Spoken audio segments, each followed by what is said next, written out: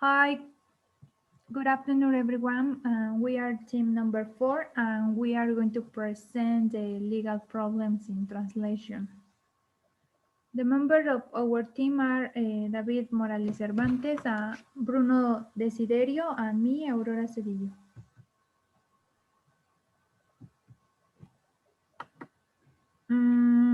Well, to begin with, it's important to mention that the legal texts are famous for their complexity when it's come to understanding and translating. And in fact, they are one of the texts that is most difficult of professional translators because this difficult implies a great process of revision of and consultations in many documents. And let us remember that there is nothing more dangerous than translating on a subject without having knowledge about it. Therefore, legal translators must know the law in depth before carry out a legal translation, and if its premise is not fulfilled, it may even happen that legal terms are confused in the translation and cause important consequences. On the other hand, there is talk of the accuracy in the translation that legal text must have because it must be very rigorous to procedure the meaning faithful, since something that at first glance seems to have little importance and the translator omits or doesn't not use the appropriate word could legally change the intention of the text. In turn, these problems lead to errors made in the translation of the legal text. And to try to avoid them, we are going to explain below some of the characteristics of legal text, and we will also expose examples um, of the error that are made in them, and then we will show a legal text with the translation from Spanish to English and a possible solution to achieve conservations its original meaning, and at the end we will expose the legal consequence caused by a bad translation.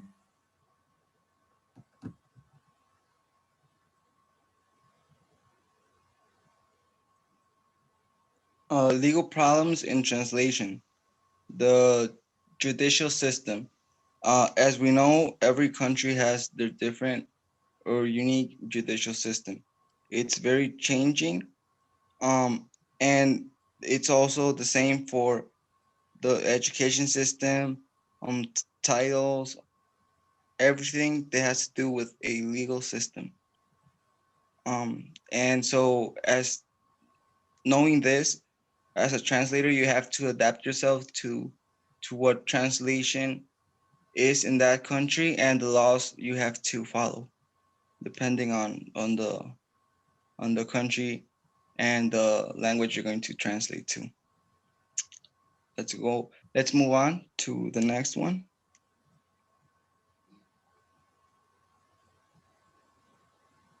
David.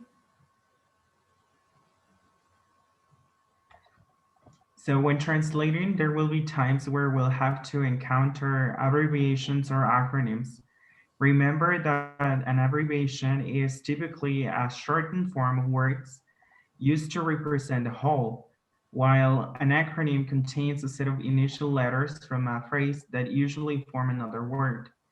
So we need to carry out exhaustive research so as not to make mistakes. There we have several examples. In Spanish, we may have contrato de compraventa, and in English, we may um, shorten this form as PA, which stands for Purchase of Agreement. And we may also have Orden de Restricción Temporal o Provisional. And in English, we find it as Temporary Restraining Order or TPR. Um, Also, menor de edad en posesión de alcohol o posesión de alcohol por un menor de edad. We translate it into English as minor in possession or MIP. And we can also have CED as Centro de Encarcelamiento Diurno. And in English, we have it as DIC, which stands for Day Incarceration CED Center.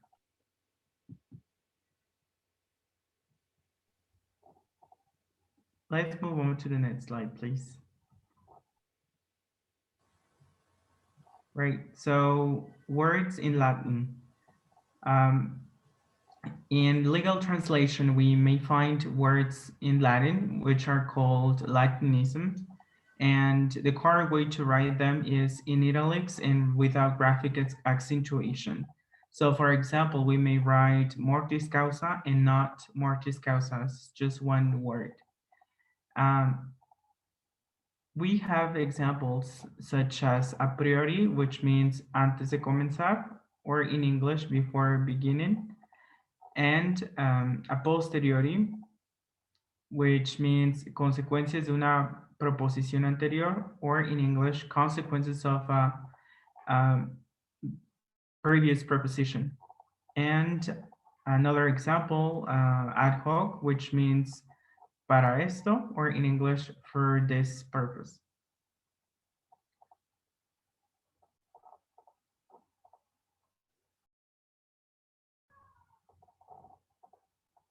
Right, so let's move on to the next slide, please.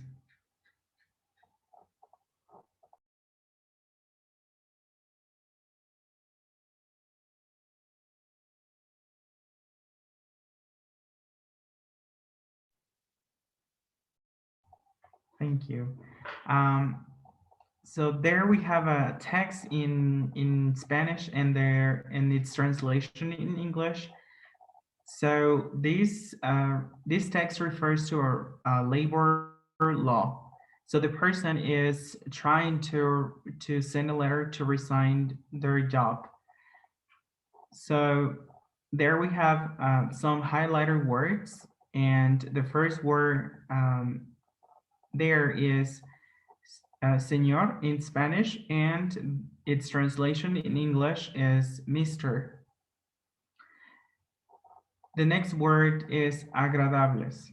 So we may find this word as nice in Spanish, but since we are translated into a more formal context, we may use, we would rather use the word pleasant instead. And we may do so with the word deposito.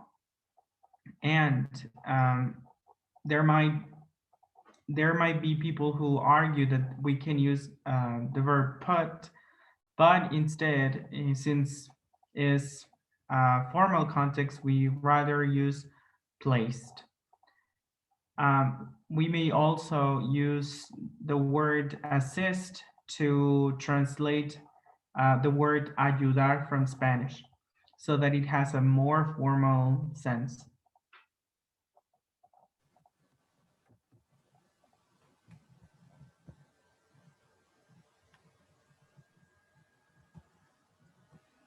Possible solution to legal translation problems. There are different techniques and methods as we have reviewed in our translation class. In the case of legal text, the most used technique to solve translation problems is the use of translators note, because with this technique the translator has the possibility of adding information when within the legal text. There is no equivalence of word, because we remember the legal system are different in each country, as explained by my partner Bruno, and there are institutions, authorities, etc. that exist in one country and do not necessarily have to exist in other. And it's also important to mention that the translator should not excel it in making use of this technique only when the text allows it and it is necessary.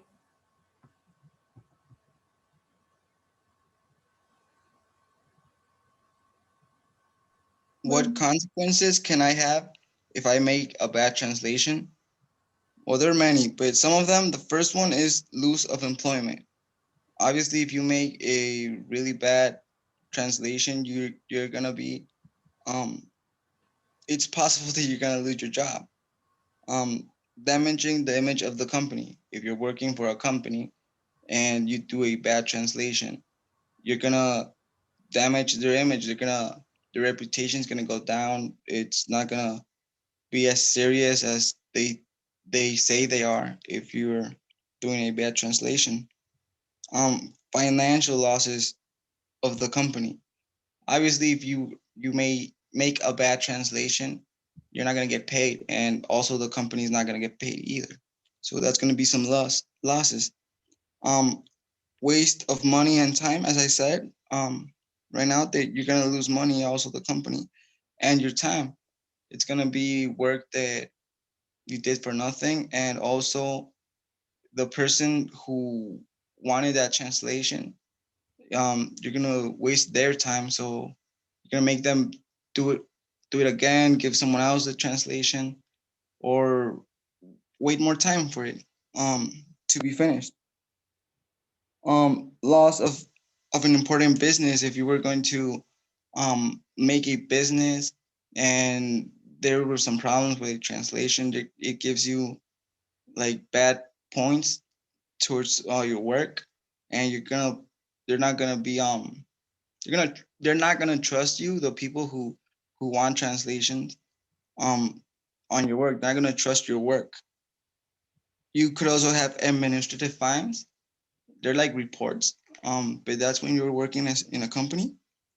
Um, in the extreme cases, the deprivation of liberty.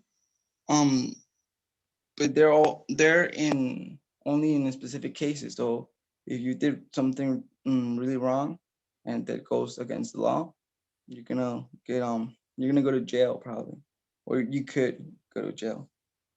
Next, please.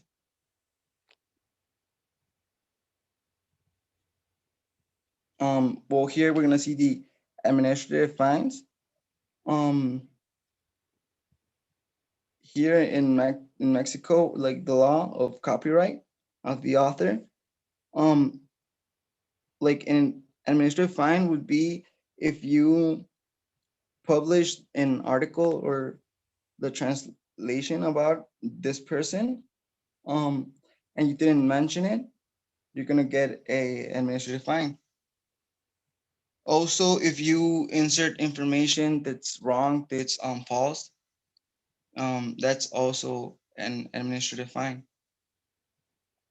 Or if you don't put all the information, it's also a something bad. You have to put like everything how it is. And we could see in the Article 53 what you have mm, to have a good translation. No, you need to put that in all the translations. It says it in the law. So number and their where they live, their address, the year the edition was happening, and the reimpression of it. The number for the edition and reimpression, and the international number of the book. And for last, the the publishments that a announcements or newspapers had made, if they made about it, if they made an article, I'm sorry, about the translation. So you have to put that too. If you don't put it, you could have an administrative fine. Next one, please.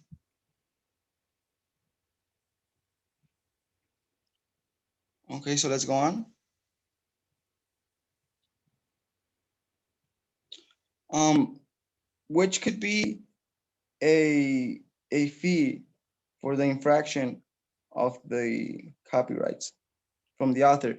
They go from 1 day, I'm sorry, from 1 million hour, 1,000 hour to 1,500 days. of salary. From 1,000 day to 15,000 days of salary, minimum wage. It all depends on how big you messed up, how you did something wrong in the translation. Okay.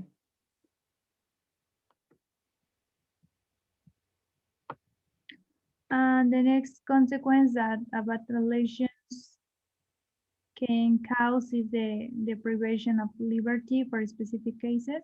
And in this section, I'm going to explain some things in Spanish due the bit of information that exists in criminal law.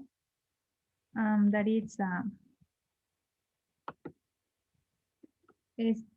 esta se encuentra etimológicamente, la falsedad es equivalente a una mentira. Dentro de los códigos penales de México existen diferentes tipos de falsedad que regulan los códigos. Entonces existen falsedad de documentos, falsedad de monedas, de valores, etcétera, etcétera. Entonces, para nuestro caso concreto, que hablamos de traducción, el código el Código del Estado de Morelos, el penal, en su artículo 221 nos dice que se impone de 5 a 12 años de prisión a las personas que, en este caso, voy a poner un ejemplo muy concreto. Cuando dentro de una controversia judicial hay documentos que están en inglés, obviamente aquí en México hay documentos en inglés, el juez manda a traer un auxiliar, en este caso se le llama perito en traducción, para solicitarle que haga la revisión de esos documentos y que haga la traducción, o si es que la persona está agregando una traducción que diga si esa traducción está correcta. Entonces, el perito debe de emitir un dictamen, así se le llama el documento que él emite. En ese dictamen tiene que explicar cuáles son las técnicas que él está realizando para hacer esa traducción. Estas técnicas y métodos son los que nosotros hemos venido revisando. Este perito tiene que especificar en ese documento cuáles son esas técnicas que está realizando y por qué son las más idóneas. En caso de que este perito, que es un traductor, esté omitiendo información o esté incurriéndose con falsedad, esté mintiendo ante una autoridad, en este caso un juez, este código regula esa conducta.